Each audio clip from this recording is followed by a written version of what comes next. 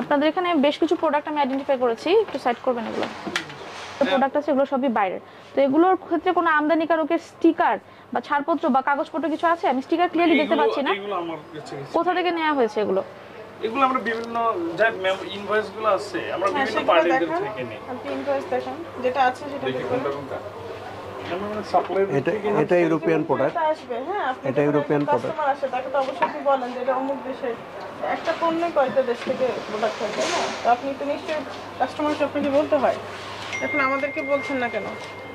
কোন কোন দেশের প্রোডাক্ট আছে আপনিই বলেন। এটা ইউকে। এটা ইউকে।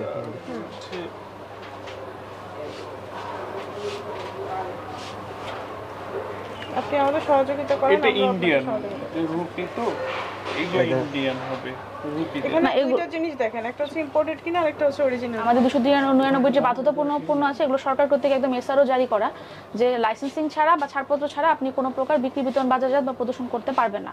এখানে কিন্তু অথেন্টিকভাবে আপনার ফেস ওয়াশ, তারপর হচ্ছে আপনার ক্রিম, তারপর লোশন, তারপর আপনার যে আপনার যে বেশ কিছু টাইপের ক্রিম দেখা গেছে, এই প্রোডাক্টগুলো, তারপর আই কেয়ার প্রোডাক্টস, এগুলো কিন্তু সবই আমাদের বাধ্যতামূলক পণ্যের আন্ডারে। বাধ্যতামূলক বলতে একটারও এটা আপনি সম্বন্ধে কিন্তু ধারণা আছে? ছাড়পত্র দেখাতে পারেননি। এই বিষয়টা কি আপনি জানেন যে বারবার বলা হচ্ছে যে বাধ্যতামূলক পণ্য 299টা? এটার মানে হলো যে বাংলাদেশে 299টা পণ্যকে সরকার বাধ্য করছে যে এগুলা বিএসটিআই থেকে লাইসেন্স ছাড়া বিক্রয় বিতরণ করা যাবে না। আপনি তো এই জিনিসটা বুঝতে পারছেন যে আমাকে ব্যবসা করতে হলে আমাকে বৈধ পণ্য রাখতে হবে, যে পণ্যগুলো বিক্রয় করলে আমি আইনকে মেনে চলতে পারবো, পাশাপাশি যেগুলো মানুষের জন্য ক্ষতিকারক হবে না। আমাদের যে বাধ্যতামূলক যে পণ্যগুলো আছে, যেগুলো হচ্ছে ছাড়পত্র ছাড়া বিক্রি, বিতরণ, বাজার করা যাবে না এমন আমদানিকারিত ক্রিম, লোশন, ফেস ওয়াশ, এই পণ্যগুলো পাওয়া গেছে, আই কেয়ার প্রোডাক্টস। এগুলো হচ্ছে আপনার যেহেতু আপনি যার কাছ থেকে আমদানি পণ্য নিচ্ছেন, তাকে অবশ্যই তার থেকে ছাড়পত্র এনশোর করতে হবে এবং পণ্যের গায়ে স্টিকার থাকতে হবে যে বিএসটিআই থেকে ছাড়পত্র নেওয়া হচ্ছে এবং স্টিকার সমৃদ্ধ এটা।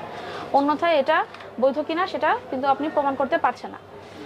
এই অপরাধ আমলে নিয়ে আমাদের বিএসটি আইন 2018 এর ধারা অনুযায়ী কিন্তু আপনি শাস্তিযোগ্য ইয়েতে পড়েছেন। আমাদের যে Bangladesh standards and testing institution আইন 2018 31 ধারায় বলা আছে, কোনো ব্যক্তি যদি এই আইন বা এই আইনের কোনো বিধি বা প্রবিধান লঙ্ঘন করে এবং বিচার কার্য যদি এই আইনের কোনো ধারায় নিষ্পত্তি না হয়, তবে এর 31 ধারা অনুযায়ী অনধিক 1 লক্ষ টাকা অর্থদণ্ড, তবে 25,000 টাকা নিম্নে নয় দণ্ডিত হবেন। তো যেহেতু আমরা আপনার এখানে প্রথম এসেছি, যদিও আপনাদের এখানে আগে একবার ওয়ান করা দেওয়া হয়েছিল, তারপর আমরা ন্যূনতম কোনো পরিবর্তন পাইনি। আপনি যদি কিছু মেমো দেখাতেন তাহলে আমরা হয়তো আর একটু কনসিডারেবল হতে পারতাম।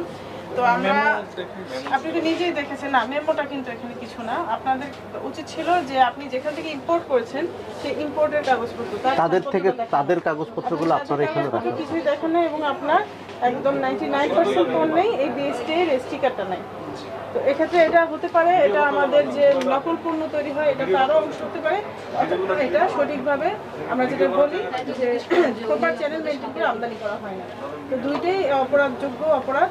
সো আমরা এখন আপনাকে প্রথমবারের হিসেবে আমরা আপনাকে খুব বেশি দণ্ডে দণ্ডিত করতে চাচ্ছি না, আমরা একটা মডারেট ওয়েতে থাকতে চাচ্ছি। সেটা হচ্ছে আপনাকে বিএসটিআই ইনস্টিটিউশন আইন 2018 এর 31 ধারায় 25,000 টাকা জরিমানা করলাম।